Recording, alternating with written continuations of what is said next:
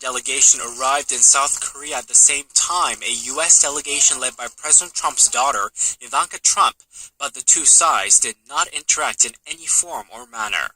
Kim's trip followed the visit of another North Korean delegation led by the regime's ceremonial head of state Kim Young-nam, as well as Kim Yo-jong, the younger sister of North Korean leader Kim Jong-un. The officials, the highest level ever to arrive in South Korea, attended the opening ceremony of the Pyeongchang Winter Olympics on February 9th. 지명길, 아리랑 뉴스. And to tell us more about the chances of us seeing talks between the U.S. and North Korea, as well as what roles South Korea should play in order to keep up the Olympics-inspired détente, Professor Shin Sang-hyuk from Kyunghee University joins us in the studio today. Welcome to the program. Great to be here. All right, so it looks like North Korea and the U.S. could have talks after all. So what are we expecting on this front? Yes, it does. Actually, as you know very well, to have the direct talks, the USA government has asked the stop of the nuclear programs and interballistic missile programs of North Korea. That was like a preconditions for direct contact with North Korea. And North Korea has also said that they will never ever give up their nuclear programs and intercontinental ballistic missile programs. So the stance of these two governments was so different. Right. But as we saw during the Olympic Games, Pyeongchang Winter Olympic Games, there must be some changes. It was reported that the USA Vice President Mike Pence, when he visited Korea to attend the opening ceremony of Winter Olympic Games, they were scheduled to meet with the North Korean delegation, including the Kim Jong-un, the North Korean leader's sister, Kim Yo-jong, even though it was cancelled by North Koreans. So Mr. Trump allowed U.S. delegation to meet their counterpart, North Korean counterpart. And secondly, we can see some changes on the stance of North Koreans toward the USA. Actually, the Kim Young-Chul, who is one of the higher ranking government officials of North Korea, actually who in charge of inter-Korean affairs, he said that the North Korean government is ready to have a dialogue talk with the United States. So definitely we can see some changes on the stance of the USA and North Korea toward direct contacts. So what is certain is that it looks like North Korea and USA will have direct talk in the near future. Now, U.S. President Donald Trump expressed a willingness to talk to North Korea only under the right conditions, though. So what does he mean by the right conditions? Right conditions include a few things. The first one, such as the North Korea temporarily, declared the temporary stop of the nuclear programs and intercontinental ballistic missile development program. Or the other one is they can delay the development of nuclear programs and the missile programs. If they do give up, change their policy to some degree, definitely we can see that the USA will accept the proposal, suggested by the South Korean government.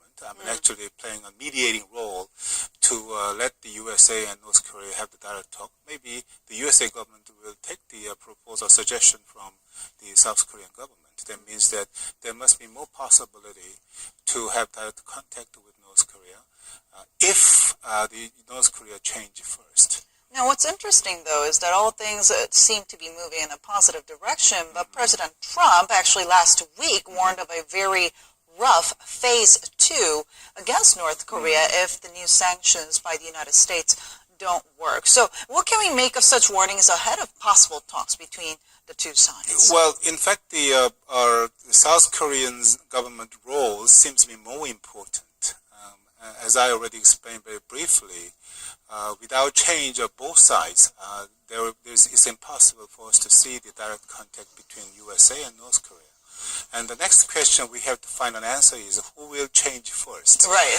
And then considering the challenges facing the North Korean economy, as you know well, over the last several months, and the USA and along with the United Nations, they have stepped up their sanctions, economic sanctions against North Korea. it seems to be a direct threat to North Korean economy and North Korean regime itself. So I think the North Korean government recognized the seriousness of the economic challenges caused by economic sanctions. So there must be more possibility that North Korean government will change their stance on this issue. And then, as I explained already briefly, the USA will have, seems to have the intention to take the proposal, to have the direct talk with North Korea if North Korea change their stance to some degree. Right. So you talked about how South Korea has been playing the mediator role, and President Moon Jae-in has actually called on the U.S. to lower its bar for dialogue, for talks with North Korea, and while President Moon actually said that North Korea should also consider putting denuclearization on the agenda for the talks to actually happen. So how did the two sides respond to this? If North Korea change their stance, to some degree, then the USA seems to change their stance to some degree. That means that if North Korea delay or stop the nuclear and missile development program temporarily, then nothing lose for USA government to have the direct contact with the North Korea. Right. Then the direct talk between two countries could have started. And then that is what the South Korean government expected. Once they start the negotiation talks, definitely they will discuss about denuclearization of North Korea. And the North Koreans will ask the USA, for example, demand the easing of the economic sanctions to solve the economic difficulties, possible difficulties. Well, maybe then the give and take processes can be started. That means that by having such a kind of the discussion, definitely, first of all, they will be able to restore the mutual trust between two sides. That can be a kind of stepping stone for them to make a progress in direct talks, denuclearization talks. So it must be very difficult, but we cannot eliminate the progress in the direct talks to achieve the goal. That means the denuclearization of North Korea on the Korean Peninsula. Right. So you talked about how North Korea could ask for some of the easing of the sanctions by the United States on its regime. Now, what are some of the other demands do you think North Korea could make in order to come to the talks? First of all, I think that the North Korean regime will ask, easing the economic sanctions because that is the direct threat to North Korean economy. And then considering the USA policy toward North Korea, they have stepped up economic sanctions against North Korea.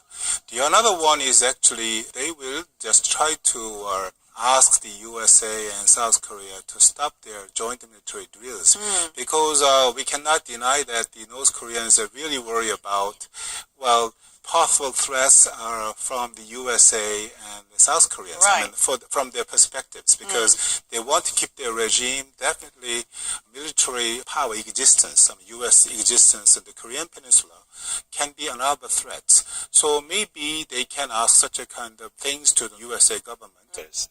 And definitely by starting the direct talk, owing to the devoted efforts of Republic of Korea, if can be realized, definitely there can be a first step to restore the mutual trust between the two governments. Based on the mutual trust, if they can keep on discussing about denuclearization, I think there must be some possibility to make a progress.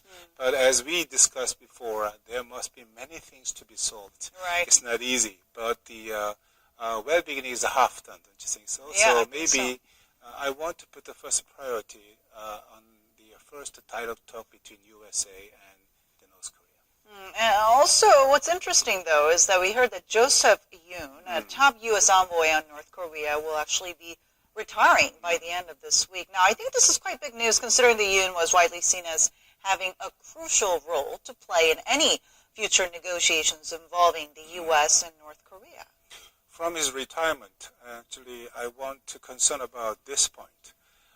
He has made every effort to establish the channel with North Koreans, even though the USA government and the North Korea officially, the relations were cut off. But he is the person maintaining the personal channels or minimal channels, dialogue channels with North Koreans. What does his retirement mean to us? That means that some experts analyzed his retirement as the emerging of the hardliners among the American officials, yes, in charge of the inter-Korean relation and Korean Peninsula issues.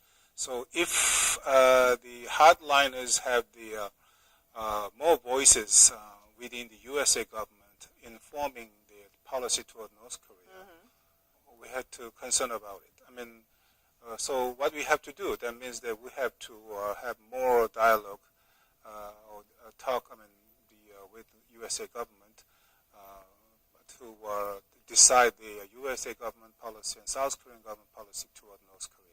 So coordination between the countries, the Republic of Korea and the United States, seems to be more important than before. So we know the joint drills between Seoul and Washington, which has been postponed because of the Olympics, is coming up in April. Do you think we could be seeing talks between the U.S. and North Korea before that happens? That's very important. Actually, we as Pyeongchang Winter Olympic Games just ended. So from now on to the April, when the USA and Korea joint military exercise is scheduled to be held. During this time, we have to make a progress. Otherwise, once the Korea and U.S. joint military exercise started, situation can be changed. So I think from now on, until the April, that will be the most important period for USA, for North Korea, and for Republic of Korea to make a progress in an effort to have a direct contact between USA and North Korea. Not a lot of time left until April. All right. Thank you so much for your insight today. My pleasure. And that brings us to the end of our program, but make sure to tune in to Arirang News for more domestic and global news updates throughout the day. Thank you for watching and see you soon.